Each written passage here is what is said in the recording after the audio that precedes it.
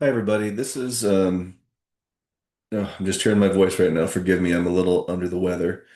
I just wanted to review a few things in this week's announcements.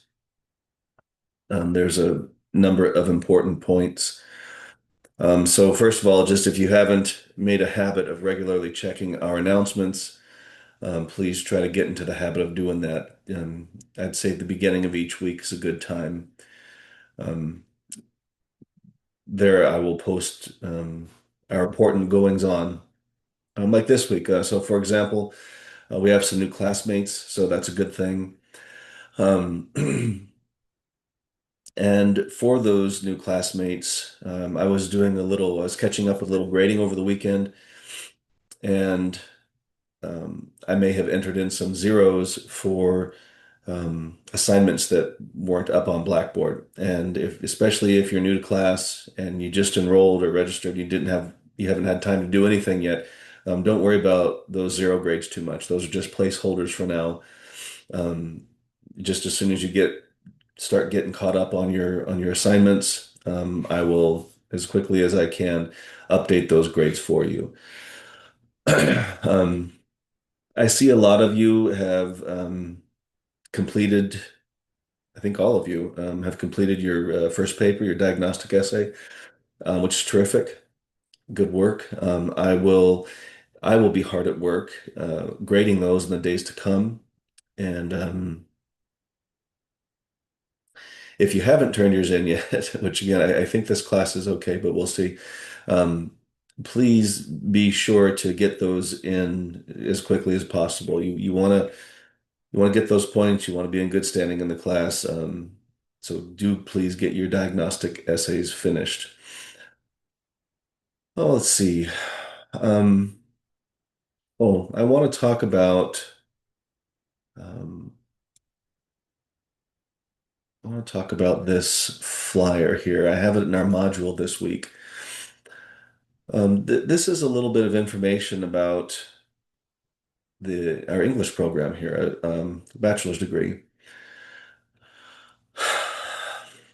There are a few different concentrations. All of them, I would say, lead to some pretty promising career paths.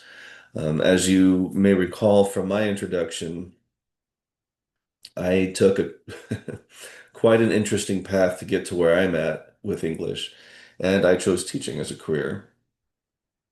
There are a whole host of other, not only viable, but you know, prosperous and enjoyable and interesting career paths here. One of the one that comes to mind readily is what an English major could do to inform something like a pre-law study track or help you on your way to studying law.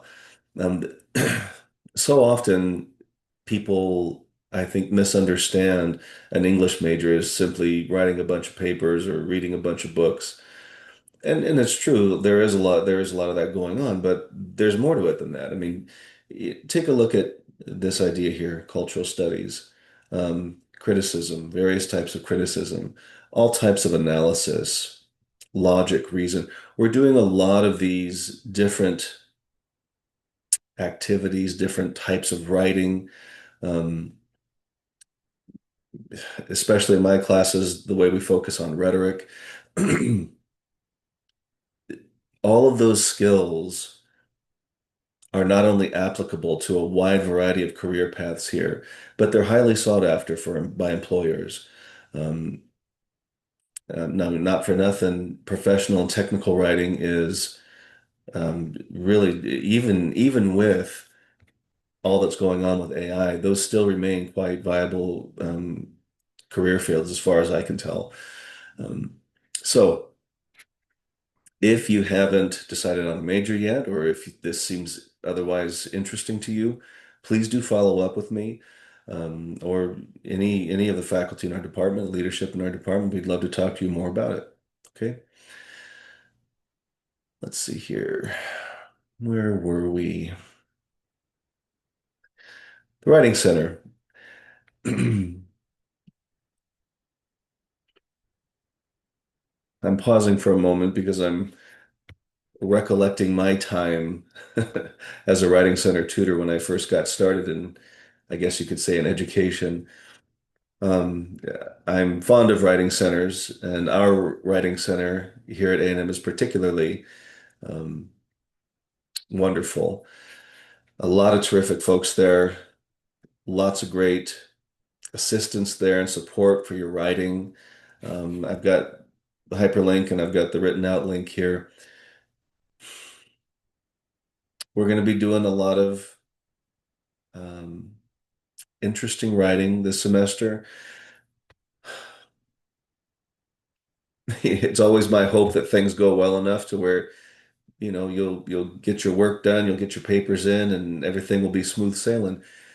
Should you run into some turbulence, should you need a hand, should you need different set of eyes, first of all, I'd love to be there for you in that regard. But just know that there is also this tremendous resource here in the Writing Center. Um, please don't hesitate to take advantage of it.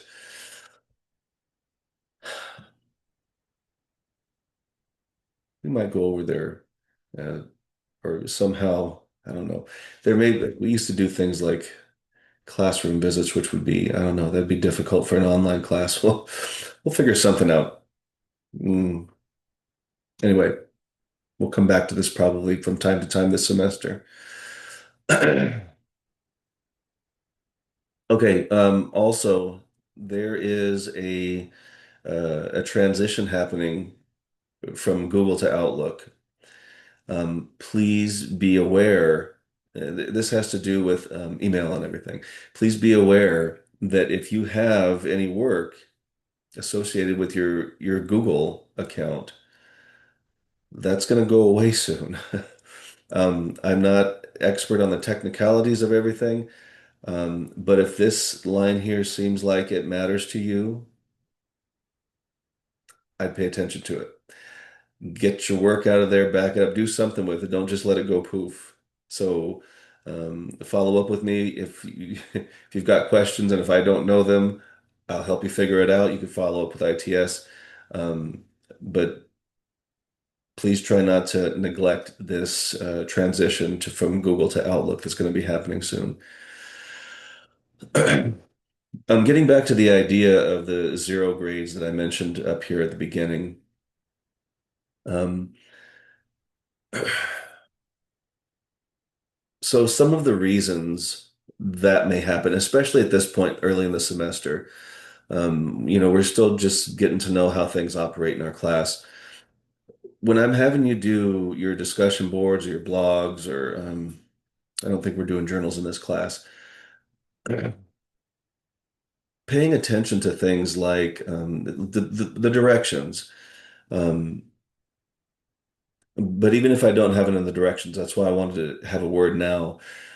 Sometimes students will turn in things that are just a link to a Google Doc or an attachment. And it's not that those are, so wrong or bad or anything like that. It's just sometimes when I click on a link, I'll need extra permission or, something like that. And then so I have to start pursuing you and ask you for permission and you have to give it. And it turns into this sort of logistical, not nightmare. It's just, it gets a little more complicated than it needs to be. And if I multiply that across many, many students, there are more effective and efficient ways of doing it. Primarily, just copy and paste some text into the assignment box, the submission box provided on these Blackboard pages. Um, Copy and paste it, type it out. I know that'll take a little longer, but provide me some text. That way, I'm not clicking on links. I'm not downloading attachments that may or may not work. So if you did do something like that, for example, I might give you zero credit, but I'm going to have a note attached to it associated with your assignment. And I'll probably say something like, hey, could you please copy and paste your text into the box or type it out for me? Once you do that, I'll update your grade. You let me know, send me an email once you remedy it. Let me know, I'll update your grade and everything's fine.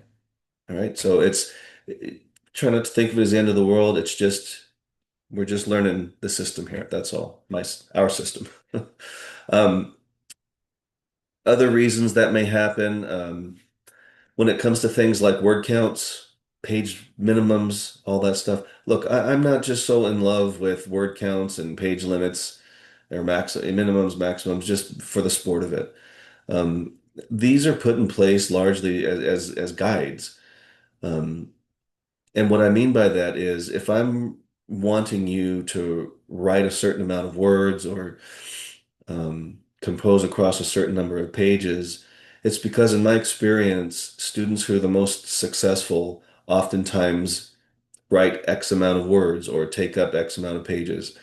It's not to say that, any other way is out of the question or anything like that. I'm just giving you some guidance in that regard. So that if I'm asking you, for example, to write 500 words on something and you come in at 200 words, I'm going to read it, I'm going to have a look at it. Chances are it's probably not going to do the work that it needs to do. And so I may give you partial credit. And in the little note, once again, associated with your assignment, I might encourage you, hey, this is great, great start. Why don't you add to it? Why don't you expand your idea here or there? Do a little bit more. Once you do that, once again, let me know and we'll make some adjustments. So these are the learning curves here in the beginning of the semester. Um, I can't say that I'm going to keep doing this all semester. I hope by week 8 or week 12, I'm still not asking folks to, copy and paste stuff instead of Google links or write 500 or give me some more words instead of just the 200. Yeah, let's learn these ways of our class early on and let's be consistent in them for the remainder of the semester. How about that?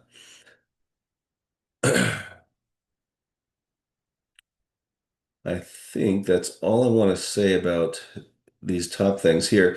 One of the lines I try to provide in our announcements each week is just to give you a very brief overview of what we're going to be doing. For example, this week, I'm going to be providing everybody a chance to introduce themselves. We'll take a syllabus quiz, we'll take a grammar quiz. Um, I know it's not on the syllabus, I don't think. In my face-to-face class with advanced comp, we did some work with rhetoric sort of on the spur of the moment. And I think it was pretty useful. So I'll be making that available to you all also, with some maybe a video or two, maybe some blog work. We'll see. Um, and then in preparation for next week, um, I may start us on some preliminary work for what we'll be doing for some of our first assignments. So that's what this last part is here. Anyway, you got any questions about any of this, or you want to discuss anything, or whatever it is? I got my email. You can always catch me during office hours, and we'll go from there. Okay, see you.